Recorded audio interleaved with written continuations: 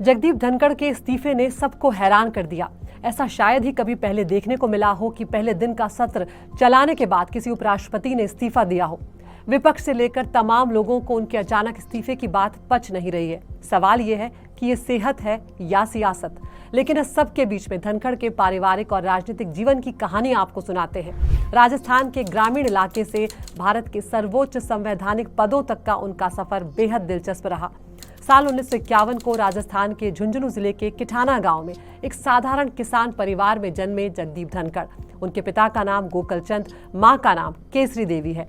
अपने 4 भाई बहनों में दूसरे नंबर पर आते हैं धनखड़।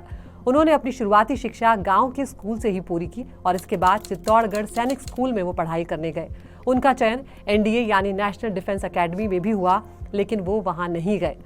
फिर राजस्थान विश्वविद्यालय से बीएससी और एलएलबी उन्होंने किया और राजस्थान हाई कोर्ट और बाद में सुप्रीम कोर्ट में धनखड़ वकील भी रहे और यहीं से उनके राजनीतिक सफर की भी शुरुआत हुई। लेकिन एक हादसे ने उनकी जिंदगी भी बदल कर रख दी। साल 1979 में धनखड़ की शादी डॉक्टर सुदेश धनखड़ से हुई। दोनों की 2 संतानें हुई। बेटे का नाम रखा गया दीपक और बेटी का नाम कामना। लेकिन एक ऐसा हादसा हुआ जिसने धनखड़ परिवार की जिंदगी बदल दी। उनका बेटा दीपक जब महज 14 साल का था तब उसे ब्रेन हैमरेज हो गया। इलाज के लिए अपने बेटे को दिल्ली लेकर पहुंचे, लेकिन बेटे की जान नहीं बच पाई। बेटे की मौत ने पूरे परिवार को तोड़ कर रख दिया। लेकिन धनखड़ ने खुद को भी संभाला और उस दर्द से उबरने में परिवार के दूसरों सदस्यों की भी उन्होंने मदद की। धनखड़ के राजनीतिक जीवन की बात करें तो उन्होंने जनता दल के टिकट पर चुनाव लड़ा। 1989 से 1991 तक 9वीं लोकसभा में वो झुंझुनू से सांसद रहे और फिर उन्होंने कांग्रेस का दामन थाम लिया। अजमेर सीट से 1991 में लोकसभा चुनाव लड़े लेकिन हार गए। उसके बाद राजस्थान के किशनगढ़ से 1993 से 1998 तक विधायक भी रहे। 2003 में जाकर धनखड़ ने बीजेपी का दामन थामा। वो चंद्रशेखर सरकार में केंद्रीय मंत्री भी रहे। वो ओबीसी समुदाय, विशेषकर राजस्थान के जाट समुदाय को ओबीसी आरक्षण दिलाने के मुद्दे को लेकर हमेशा मुखर रहे। जुलाई 2019 में धनखड़ को पश्चिम बंगाल का राज्यपाल नियुक्त किया गया। इस पद पर रहते हुए वो राज्य में राजनीतिक उथल पुथल के केंद्र में लगातार बने रहे।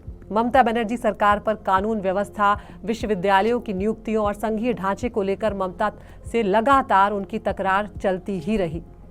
उसके बाद वक्त उनका बदला और फिर आया साल 2022 जब 528 मतों से मार्गरेट अल्वा को हराकर वो उपराष्ट्रपति बने।